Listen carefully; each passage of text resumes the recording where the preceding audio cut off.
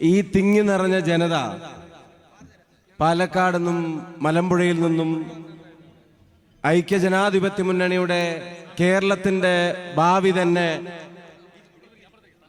മാറ്റിമറിക്കേണ്ട ഉത്തരവാദിത്തം ഏറ്റെടുത്ത് പ്രതിപക്ഷ നേതാവ് അദ്ദേഹം നയിക്കുന്ന ഈ പുതുയുഗ യാത്രയെ അതിനെ കരുത്തുറ്റതാക്കാൻ വേണ്ടി വന്നു ചേർന്ന് ഇവിടെ തിങ്ങി നിറഞ്ഞിരിക്കുന്ന പ്രിയങ്കരായ ജനങ്ങളുടെ മുമ്പിലൂടെയാണ് ജനാധിപത്യ മുന്നണിയുടെ ഈ വേദിയിലേക്ക് സഖാവ് VS അച്യുതാനന്ദന്റെ സന്തത സഹചാരിയായിരുന്ന, അദ്ദേഹത്തിന്റെ മനസ്സറിഞ്ഞിരുന്ന, അദ്ദേഹത്തിന്റെ ആത്മഗതങ്ങൾ മനസ്സിലാക്കിയിരുന്ന പ്രിയങ്കരനായ ശ്രീ സുരേഷ് ഈ വേദിയിലേക്ക് കടന്നു വന്നിരിക്കുകയാണ്.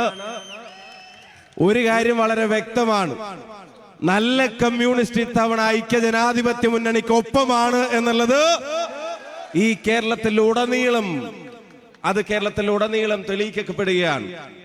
അത് പയ്യന്നൂരാണെങ്കിലും ശരി, പാലക്കാടാണെങ്കിലും ശരി, CPM-ന്റെ ഭരണത്തെ മാത്രം സ്നേഹിക്കുന്നവരുടെ പട്ടികയിൽ നിന്ന് അകന്നു നിൽക്കാൻ ആഗ്രഹിക്കുന്ന നല്ല സഖാക്കളുടെ എണ്ണം കൂടിക്കൊണ്ടിരിക്കുകയാണ്. അവര് ഭരണത്തെ മാത്രം സ്നേഹിക്കുന്നവരായി മാറുന്നു, ഭരണത്തിന്റെ സൗകര്യങ്ങൾ മാത്രം സ്നേഹിക്കുന്നവരായി മാറുന്നു, ഭരണം അധാർമിക പ്രവർത്തനങ്ങൾക്ക് വേണ്ടി ഉപയോഗിക്കുന്നവരായി മാറുന്നു, അഴിമതിയുടെ കൂത്തരങ്ങാക്കി ഭരണം മാറ്റുന്നു. ആ അഴിമതിയുടെ കൂത്തരങ്ങിന്റെ പട്ടികയിൽ നിന്ന് രക്തസാക്ഷികളുടെ കുടുംബത്തിന് ലഭിക്കേണ്ട ഫണ്ടിന് പോലും മോചനമില്ല എന്ന് പറയുമ്പോ ലാൽ സലാം എന്ന് മനസ്സറിഞ്ഞു പറയുന്നവന് പിന്തുണക്കാൻ കഴിയാത്ത ഭരണകൂടമാണ് പിണറായി വിജയന്റെ ഭരണകൂടവും. അത്തരത്തിലുള്ള ഒരു ഭരണകൂടമാണ്, അല്ലെങ്കിൽ അത്തരത്തിലുള്ള ഒരു പാർട്ടിയാണ് ഗോവിന്ദൻ മാസ്റ്റർ പാർട്ടിയുമെന്ന് അവരുടെ ആളുകൾക്ക് തന്നെ തോന്നി തുടങ്ങിയതിന്റെ മാറ്റമാണ് കേരളത്തിൽ ഇപ്പൊ ഉണ്ടായിക്കൊണ്ടിരിക്കുന്നത്. അവരുടെ ആളുകൾക്ക് തന്നെ തോന്നി തുടങ്ങിയതിന്റെ മാറ്റം.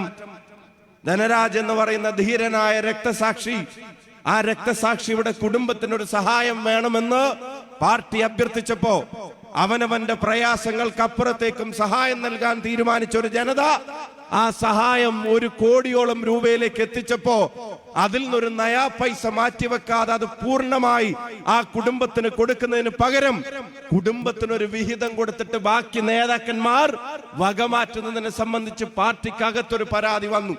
ആ പരാതിയെ അതിനെ അന്വേഷിക്കാൻ ഏൽപ്പിച്ച, അതിനെ ഓഡിറ്റ് ചെയ്യാൻ ഏൽപ്പിച്ച പാർട്ടിയിൽ 10, 30, 40 കൊല്ലക്കാലം പ്രവർത്തിച്ച സഖാവ് കുഞ്ഞികൃഷ്ണൻ പറഞ്ഞു, ഇതെന്റെ പാർട്ടി ചെയ്യേണ്ട ഒരു കാര്യമല്ല, തിരുത്തണം. പാർട്ടി തിരുത്തിയില്ല.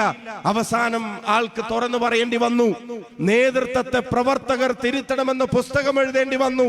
ആ തിരുത്തൽ നടപടിയാണ് ഇവിടെ നടക്കുന്നത്. ഞാൻ പ്രസംഗം ദീർഘിപ്പിക്കുന്നില്ല. അപ്പൊ പാർട്ടിയെ, രക്തസാക്ഷി കുടുംബത്തെ പോലും വഞ്ചിക്കുന്നവർ ഭരണത്തെ മാത്രം സ്നേഹിക്കുമ്പോ അതിനെ തിരുത്താൻ തയ്യാറുള്ള നല്ല സഖാക്കൾ നമ്മളോടൊപ്പമാണ്. ഞാൻ അവസാനിപ്പിക്കുന്ന ഒരു കാര്യം കൂടെ, മഹാത്മാവിന്റെ പേരിൽ നിന്ന് തൊഴിലുറപ്പ് പദ്ധതിയെ മാറ്റിമറിക്കുന്ന, മഹാത്മാവിന്റെ പേരിന് വെട്ടുന്ന, അമേരിക്കയുടെ പ്രസിഡന്റിന്റെ ആഹ്വാനത്തിന്റെ മുമ്പിൽ രാജ്യത്തിന്റെ ആത്മാഭിമാനത്തെ അടിയറവ് വെക്കുന്ന, രാജ്യ താല്പര്യങ്ങളെ മറക്കുന്ന ആ ബിജെപിയുടെ രാഷ്ട്രസ്നേഹം വെറും കാപട്യമാണെന്ന് ഇന്ത്യയിലെ ജനത തിരിച്ചറിഞ്ഞിരിക്കുന്നു. ഇതിൽ നിന്നൊക്കെ ഒരു മോചനം കേരളത്തിലെ ജനങ്ങളും ആഗ്രഹിക്കുന്നു. ആ മോചനം സാധ്യമാക്കാനാണ് പ്രതിപക്ഷ നേതാവ് ഈ പുതുയുഗ യാത്രയുമായി ഇവിടെ കടന്നു വന്നിരിക്കുന്നത്. പാലക്കാടിന്റെയും മലമ്പുഴയുടെയും പേരിൽ ആർദ്രമായ സ്വാഗതം അദ്ദേഹത്തിന് ഈ വേദിയിൽ നേർന്നുകൊണ്ട് നിങ്ങൾക്ക് എല്ലാവർക്കും ഹൃദയാഭിവാദ്യങ്ങൾ നേർന്നുകൊണ്ട് നിർത്തുന്നു. ജയ് ഹിന്ദ്, ജയ് UDF.